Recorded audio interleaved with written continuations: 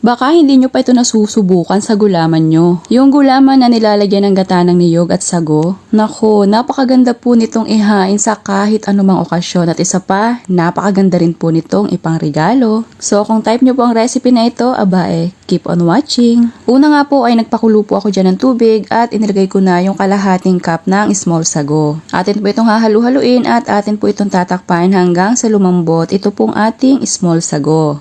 After ilang minuto nga po ay akin na po itong binuksan at nung malapit ko na nga po siyang hanguin ay nagpatagpo ako dito ng green na food coloring. Pwede naman po kayo maglagay dyan ng kahit anong kulay.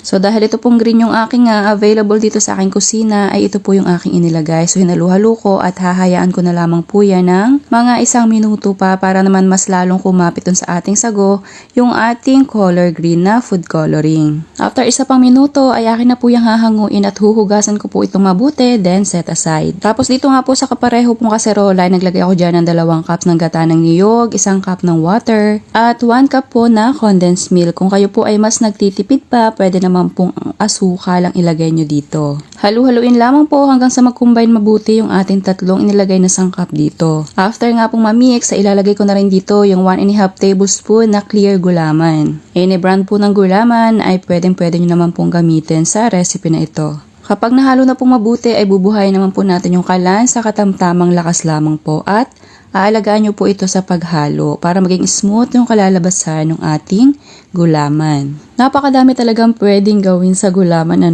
napakaganda pa nga at mas lalong sumasarap pala kapag nilalagyan ng gata ng niyog. Kailangan po dito ay katamtamang lakas lamang po ng apoy para naman po siguradong maluto po yung ating gata na inilagay dito. At nung unti-unti na nga pong lumalapot at kumukulo na ay pinatay ko na po dyan yung ating kalan. Tapos yan po ay pwede nyo na pong isalin dun sa lalagyan na inyong paghuhulmahan. Bali yan pong sago na yan ay inilagay ko po na papaganyan pero kung gusto nyo naman po ay ihalo nyo na po yung sago dun sa inyong gulaman bago nyo po ibuhos sa inyong paghuhulmahan. Parehas naman po yun ay okay lang at parehas pong maganda ang kalalabasan. So ayan, akin na nga pong inilagay dito at nung bahagya na nga pong lumamig ay inilagay ko pa po siya sa chiller para naman mas lalong mabuo ng mabilis at syempre mas masarap kapag malamig yung ganitong gulaman. At after 1 hour nga po dito sa ating chiller ay pwede nyo na po yung tanggalin dito sa ating pinaghulmahan. At syempre pwede nyo na po yung iserve anytime. O diba, napakaganda ng combination ng color green and color white. Talaga namang pampasko. Kung ikaw nga igagawa pa ng isang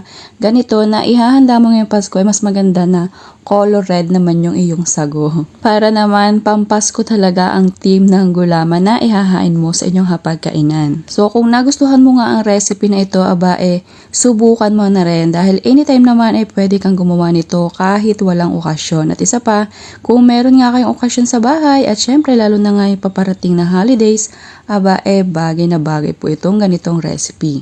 So sana nagustuhan mo ang aking recipe ngayong araw. Thank you for watching. Serve and enjoy.